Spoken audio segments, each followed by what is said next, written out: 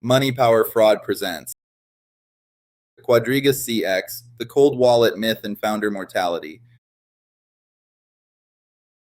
Chapter 1, Executive Exposure, the exchange without keys. Quadriga CX did not fail at the moment of crisis. It failed at the point of design. At its peak, Quadriga CX functioned as the largest cryptocurrency exchange in Canada. It processed hundreds of millions in client deposits. It presented itself as a secure gateway between fiat and digital assets. The core promise was simple. User funds were protected, held in cold storage, isolated from operational risk. That promise was never independently verified.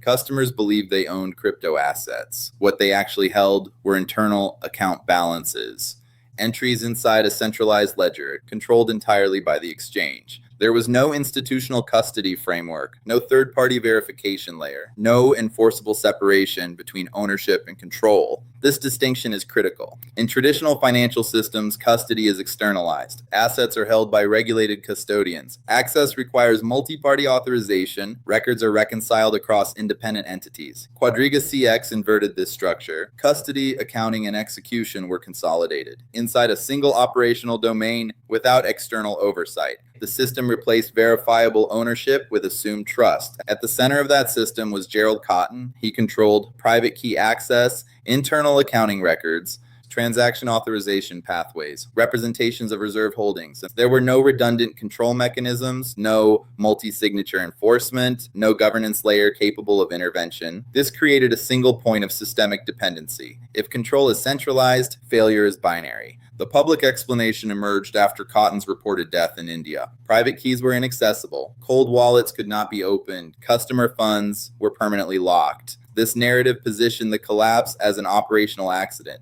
a tragic failure of access control. But the structure suggests a different interpretation. Cold storage is not defined by inaccessibility. It is defined by verifiable existence. If assets cannot be independently verified, they cannot be assumed to exist. Blockchain analysis conducted after the collapse revealed a contradiction. Wallets associated with Quadriga CX did not contain balances consistent with reported holdings, showed limited transactional activity, failed to support the scale of customer liabilities. This reframes the event entirely. The issue was not lost access, and it was absent reserves. The cold wallet functioned as a narrative control mechanism. It explained delays, it justified opacity, it deferred scrutiny. Customers were not verifying custody, they were trusting representations. That trust substituted for infrastructure. When withdrawals slowed, the explanation was security. When access failed, the explanation was death. But both explanations relied on the same assumption, that the assets existed where they were claimed to exist. That assumption was never validated. Quadriga CX represents a specific category of system failure, not a hack, not a market event, not a regulatory intervention, a custody illusion. The exchange did not lose access to funds. It operated in a structure where access was never institutionally defined. And when the central operator disappeared, the illusion collapsed with him.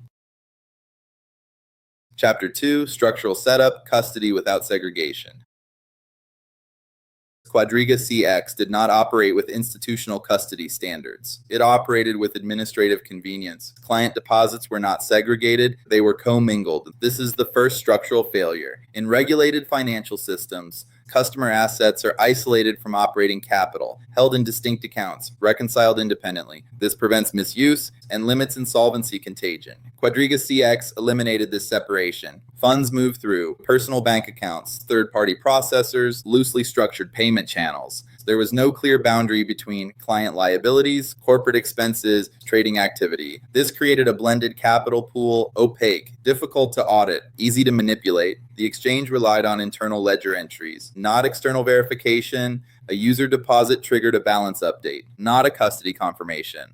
This distinction defines the system. The ledger reflected what users were told they owned, not what the system provably held. This introduced accounting risk, and if liabilities increase faster than reserves, insolvency begins silently. Without segregation, there is no mechanism to detect it early. Operationally, Quadriga CX depended on unstable banking access. Canadian financial institutions limited exposure to crypto exchanges. This forced reliance on intermediaries. Payment processors became critical nodes. One example was crypto capital. Funds routed through such entities experienced delays, lacked transparency, introduced counterparty risk, deposits could be held outside the exchange, withdrawals could be delayed indefinitely. This created timing gaps, balances appeared instantly. Cash movement did not. Users saw liquidity. The system experienced friction. These mismatches accumulated. Over time, the internal ledger diverged from actual liquidity. The exchange compensated through narrative. Delays were attributed to banking issues, compliance checks, technical bottlenecks, but the underlying issue was structural. Funds were not where users assumed they were. Control mechanisms were informal. No standardized reconciliation process, no external audit trail, no enforceable reporting discipline. Everything depended on internal tracking. And internal tracking depends on integrity. Without segregation, misallocation becomes indistinguishable from operations. Without verification, errors become invisible. This is where Quadriga CX transitioned from weak infrastructure to systemic vulnerability. The system did not need a catastrophic event to fail. It only needed time. Time for liabilities to accumulate, liquidity gaps to widen, trust to replace verification. By the time withdrawal pressure increased, the structure had already failed. It just had not been exposed yet. Chapter 3, Capital Aggregation, Fiat Friction and Synthetic Liquidity. Quadriga CX expanded by exploiting a structural bottleneck.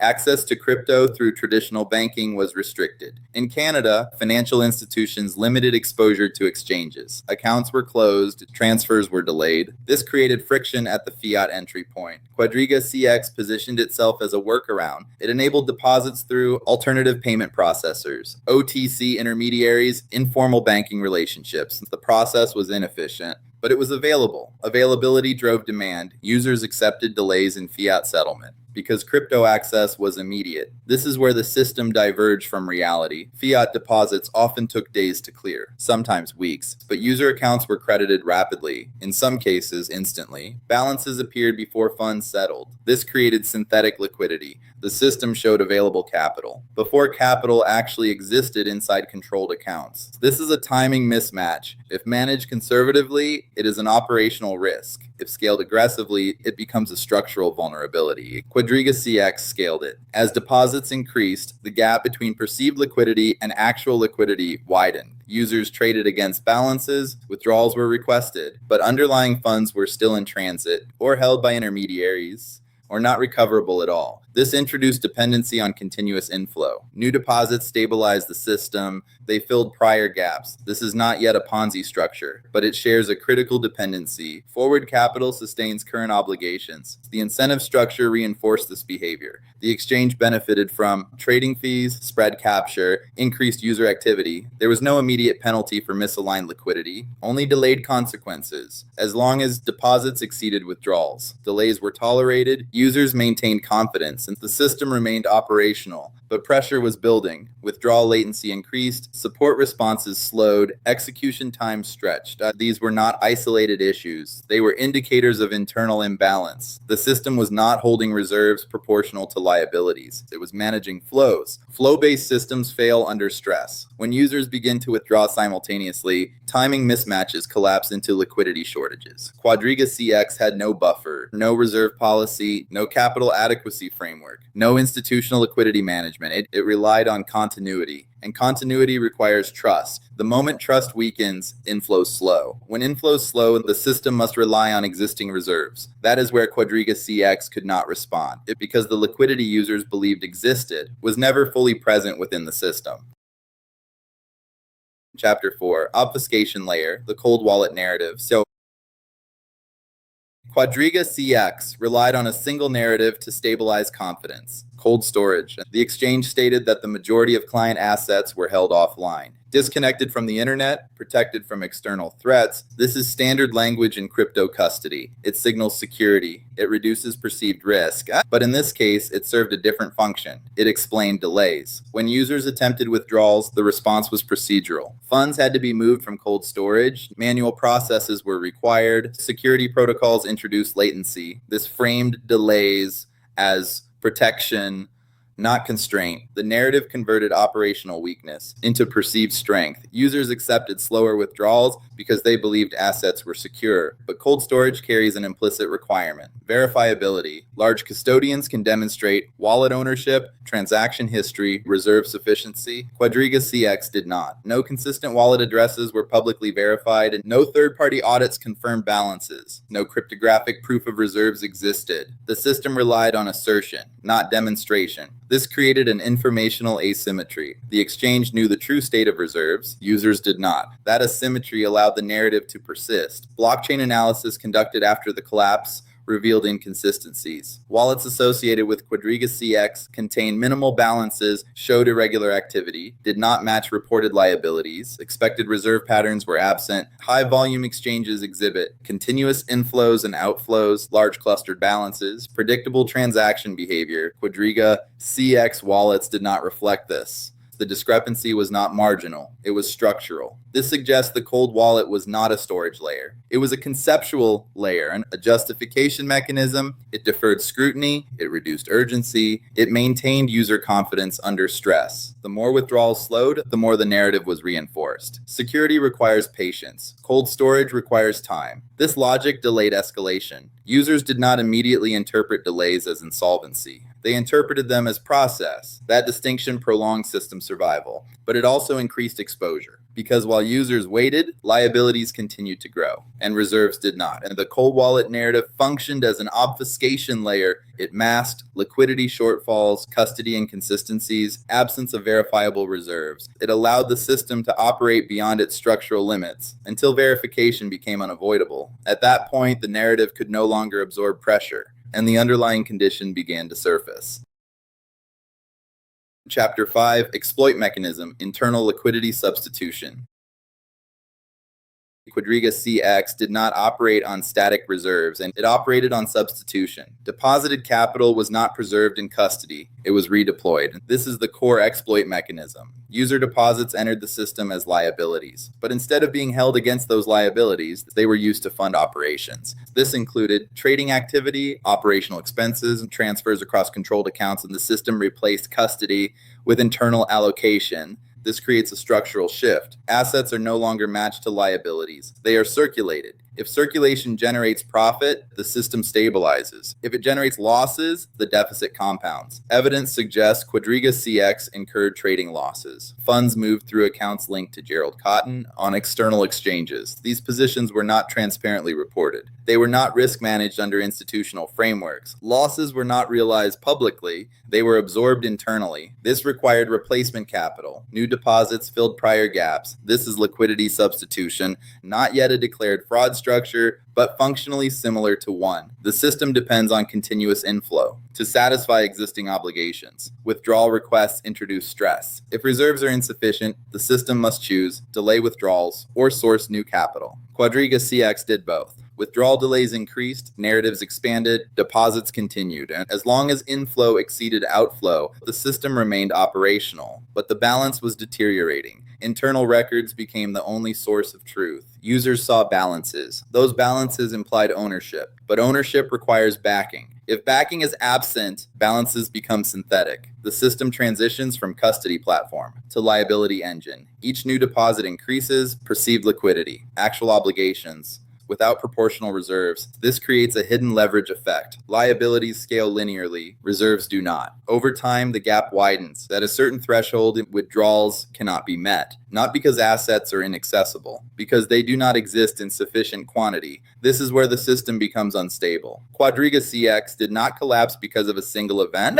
It reached a point where substitution could no longer sustain withdrawals. Liquidity pressure exposed the imbalance. At that moment, the system required transparency. But transparency would reveal insolvency, so the system defaulted to delay, and delay requires a narrative. That narrative had already been established. Chapter 6, Founder Dependency, Single Point of Failure.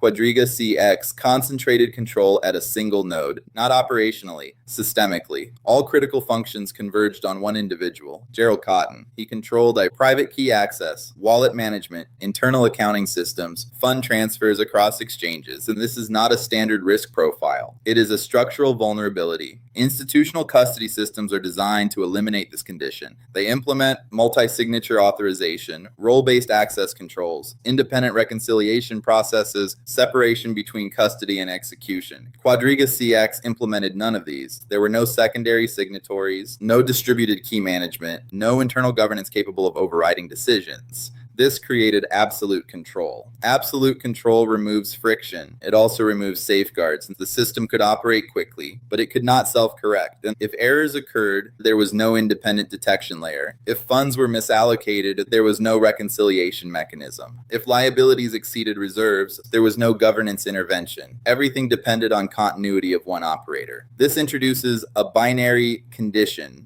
If the operator functions, the system appears stable. If the operator is removed, the system cannot execute. This is not theoretical. It is deterministic. Quadriga CX embedded this dependency into its architecture. There was no contingency planning, no documented key recovery protocol, no institutional backup of access credentials, no legal or technical pathway to transfer control. This violates fundamental principles of financial infrastructure. Critical systems require redundancy. Redundancy is not optional. It is the difference between disruption and collapse. Quadriga CX eliminated redundancy. The justification was likely operational simplicity or control preference, but the outcome was systemic fragility. When Cotten was reported dead in India, the narrative aligned with the architecture. Access was lost, funds were inaccessible, operations halted. This explanation was accepted because the structure made it plausible, but plausibility does not equal causation. The system was already impaired. Liquidity stress had increased, withdrawal delays were expanding, user complaints were rising. The dependency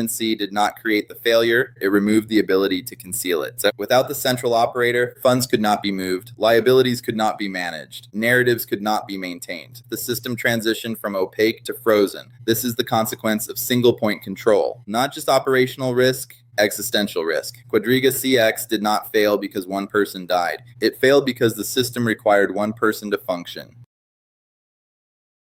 Chapter 7, Trigger Event, Reported Death and Access Loss.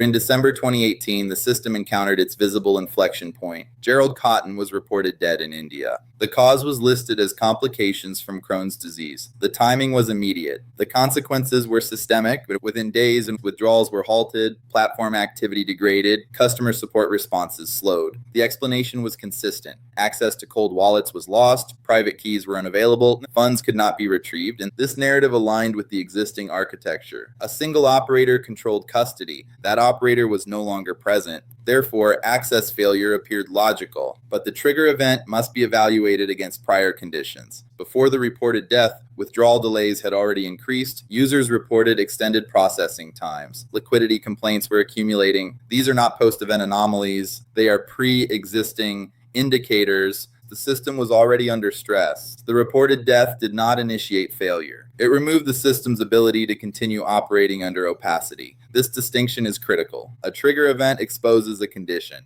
It does not create it. Quadriga CX had reached a point where liabilities were elevated, reserves were insufficient, withdrawal demand was increasing. Under these conditions, the system requires active management. Funds must be moved, narratives must be maintained, liquidity must be balanced. When the central operator disappeared, these functions ceased. The system did not degrade gradually. It stopped, no withdrawals, no reconciliation, and no corrective action. This is characteristic of dependency failure. The trigger event converted latent insolvency into visible collapse. It also introduced an additional layer of ambiguity. Verification of the death itself became a point of scrutiny. Observers questioned documentation consistency, timeline of events, absence of independent confirmation. However, from a system perspective, this ambiguity is secondary. Whether the operator was unavailable by death or by other means, the outcome is identical. Control was removed, execution stopped, exposure surfaced, the narrative focused on lost keys, but keys only matter if assets exist behind them. The trigger event redirected attention toward access.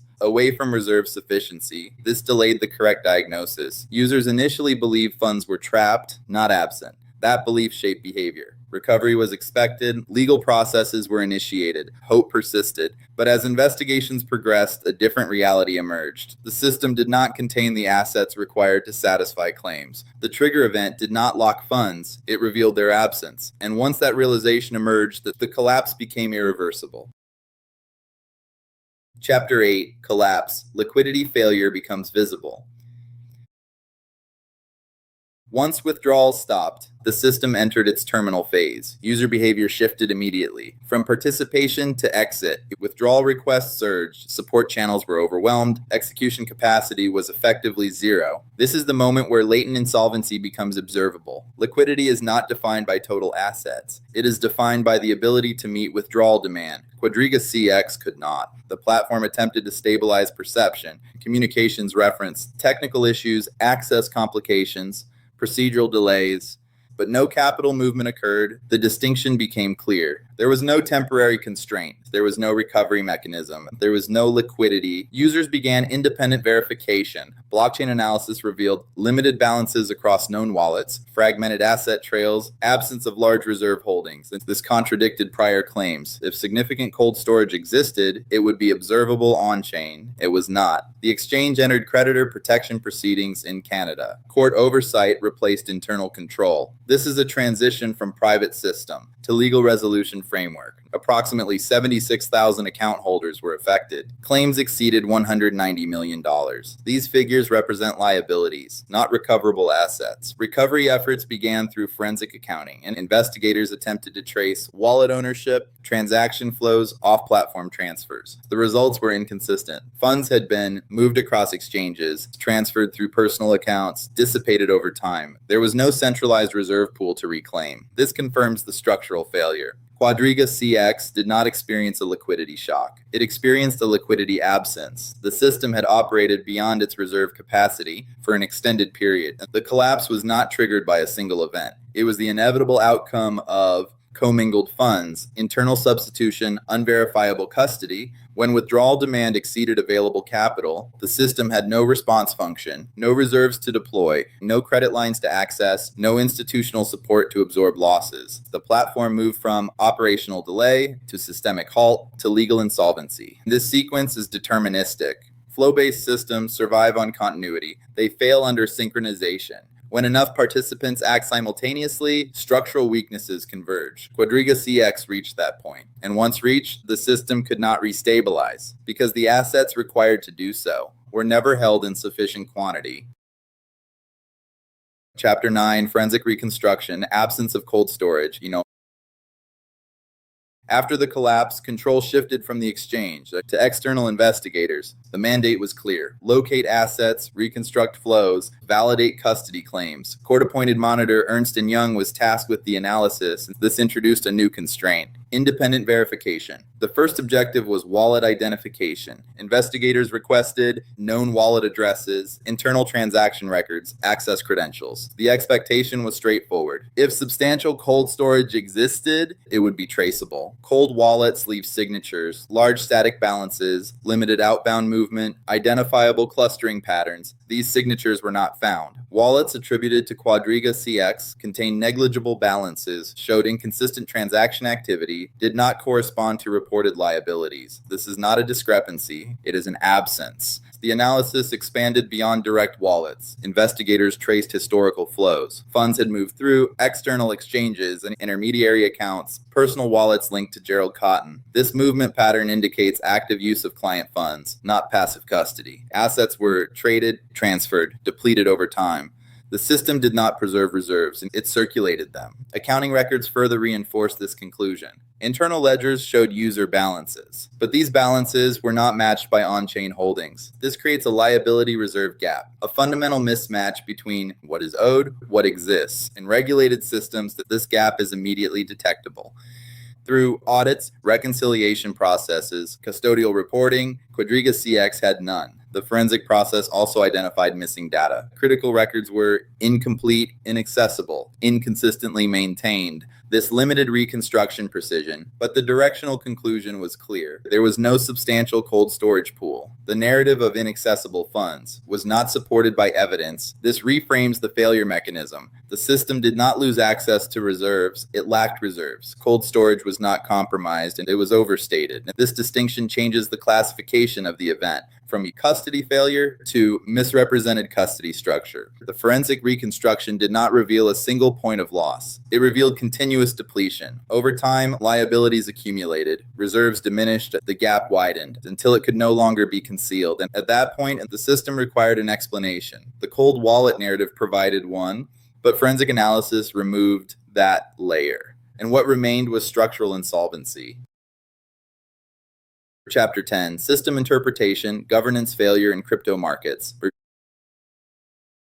Quadriga CX is not an isolated anomaly. It is a structural case study. The failure did not originate from technology. It originated from governance. Early cryptocurrency exchanges operated in a regulatory vacuum. They combined three critical functions: custody, execution, accounting, without independent oversight. This violates a core financial principle: separation of duties. In traditional markets, custodians hold assets, brokers execute trades, auditors verify records. Each function constrains the others. Quadriga CX collapsed these constraints. Control was unified, verification was removed. This created an environment where asset existence could not be independently confirmed. Liabilities could expand without detection. Internal reporting defined perceived reality. This is governance failure, not fraud in isolation, but a system that permits it. The market conditions amplified this risk. Participants prioritize access to crypto markets, ease of onboarding, perceived liquidity over custody architecture, audit transparency, counterparty risk. This is a pricing distortion. Risk was underweighted.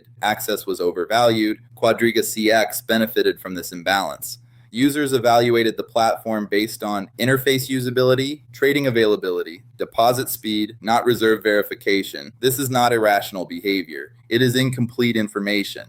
The system did not provide the data required for proper risk assessment. This created informational asymmetry. The exchange understood its internal condition. Users did not. Regulatory frameworks were not designed for this structure. Crypto exchanges operated outside capital adequacy requirements, mandatory audits, standardized custody rules. This allowed commingling of funds, undisclosed leverage, unverifiable reserve claims. Quadriga CX exploited these gaps, but the gaps were systemic. Other platforms operated under similar conditions, with varying degrees of control and transparency. The key distinction is not existence of risk, it is visibility of risk. Quadriga CX made risk invisible. Only after collapse did the structure become observable. This is the defining characteristic of governance failure. It is not immediately detectable. It is revealed under stress. The broader implication is structural. Any system that centralizes control, lacks independent verification, and allows opaque custody can replicate this outcome. Technology does not eliminate this risk,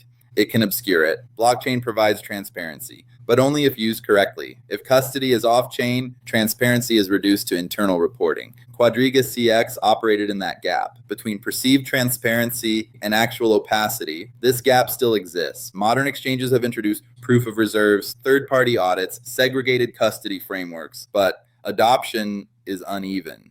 In unregulated or lightly regulated environments, the same structural conditions persist. Quadriga CX is not a historical artifact. It is a model of what occurs when governance lags behind system complexity. And in financial systems, that lag is where failure accumulates. Chapter 11, Operational Implications, Modern Risk Signals. Quadriga CX establishes a repeatable risk pattern, not a one-time failure. The structure that enabled the collapse continues to appear in modified forms. The objective is not historical analysis, it is signal extraction. Risk does not present as a single event. It presents as a cluster of indicators. The first signal is custody opacity. If an exchange cannot demonstrate verifiable wallet ownership, consistent on-chain reserves, independent custody validation, then asset existence is assumed, not confirmed. Assumption introduces exposure. And the second signal is control concentration. If a system depends on a single executive, a small internal group, non-distributed key management, and then operational continuity is fragile, distributed systems reduce failure probability. Centralized control amplifies it. The third signal is withdrawal friction. Delays are not neutral. They indicate one of three conditions: liquidity constraints, operational inefficiency, counterparty dependency. If delays increase over time, the probability of liquidity stress rises. This is an early warning indicator. The fourth signal is off-platform dependency. Reliance on payment processors, intermediary banking channels, informal liquidity providers introduces external risk. These entities can restrict access, delay transfers, freeze funds, This disrupts liquidity flow. Quadriga CX depended heavily on such structures. The fifth signal is accounting isolation. If internal ledgers are not externally audited, not reconciled against custody, not transparently reported, then liabilities can expand undetected. This creates hidden leverage. Balances appear stable. Underlying reserves do not. The sixth signal is narrative substitution. When systems replace data with explanation, risk is being managed through communication. Examples include but security protocols, processing delays, temporary access issues. Narratives extend tolerance. They do not resolve structural issues. This is a critical distinction. The seventh signal is mismatch between growth and infrastructure. Rapid user growth without custody scaling. Governance expansion, liquidity management, creates structural strain. If liabilities grow faster than systems can support, failure becomes a function of time. Quadriga CX exhibited all of these signals. Individually, they are manageable. Collectively, they are predictive. Modern digital asset markets still contain these patterns, not always in identical form, but in equivalent structure. The mechanism evolves. The signals persist. Institutional participants now screen for these indicators. They require audited financials, proof of reserves, segregated custody, multi-signature controls, and this reduces exposure. Retail participants often do not. This creates a segmentation of risk. High information actors reduce probability of loss. Low information actors absorb it. Quadriga CX demonstrates the consequence of that gap. The system did not hide risk completely. It distributed it unevenly. Those who could not verify were those most exposed. The implication is operational. Risk management is not reactive. It is observational. The signals appear before the collapse. The question is not whether they exist. It is whether they are recognized in time. Chapter 12, Strategic Defense, How to Avoid Custody Illusions. Quadriga CX demonstrates a foundational principle. Custody is the primary risk layer in digital assets, not price volatility, not market cycles, custody. If custody fails, all other factors become irrelevant. The objective is not prediction, it is prevention. The first control is verification. Do not rely on stated security practices. Require demonstrable proof. This includes publicly verifiable wallet addresses, consistent on-chain balances, third-party validation of reserves. If reserves cannot be independently confirmed, they should not be assumed to exist. The second control is segregation. Client assets must be separated from operational capital. Trading activity, corporate accounts, segregation limits misuse. It also enables detection. If segregation is absent, misallocation becomes invisible. The third control is distributed custody. No individual should control asset access unilaterally. Required structures include multi-signature authorization, institutional key management, defined recovery protocols. Redundancy is not optional, it is structural protection. The fourth control is liquidity monitoring.